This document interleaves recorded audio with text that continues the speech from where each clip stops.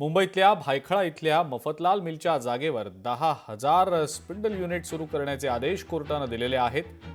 मात्र सुप्रीम कोर्टानं जुलै 2024 मध्ये दिलेल्या आदेशानंतर ही स्पिंडल मिल सुरू झालेली नाही आणि याचाच आढावा आमचे प्रतिनिधी चेतन ननावरे यांनी घेतला. पाहूया. गिरणी कामगारांच्या या मुंबईमध्ये गिरण्या बंद पडल्यानंतर मफतलाल मिल जी होती भायखळ्यातील त्या ठिकाणी पुनर्विकास करताना कुठेतरी विकासकाने एक 10,000 युनिटची स्पिंडल मिल सुरू करावी, 300 कामगारांना या ठिकाणी रोजगार मिळावा या अटीवरती या ठिकाणी पुनर्विकासास परवानगी मिळाली होती.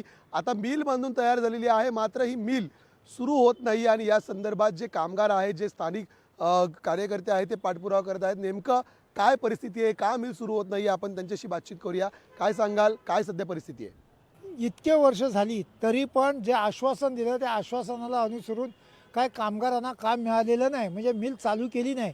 पण आम्हाला असं सांगितलं होतं की मिल चालू केली जाईल आणि तिथं लोक राहतील म्हणून तो पुनर्विकास झाला. लोक राहायला आली पण झालेलं नाही.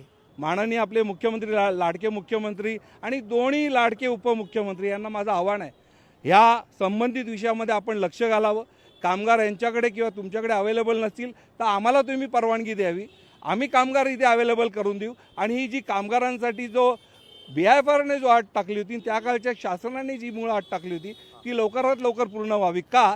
कारण हायकोर्टाने काय आदेश दिले होते की नगर विकास विभागाने 7/9/2019चा जो अध्यादेश काढलेला ही मिलची अट शिथिल करण्याचा, तो हायकोर्टाने अवैध दाखवून, तो बेकायदेशीर दाखवून रद्द करण्यात आला होता आणि ती सदरू मिल त्या निमित्ताने चालू होणं आवश्यक होतं. पण आज तागात ती मिल चालू झाली नाही.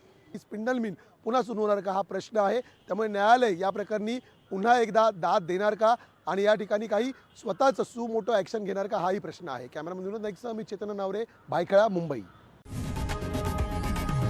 लोकशाही मराठी ऐका, पहा, जागरूक रहा.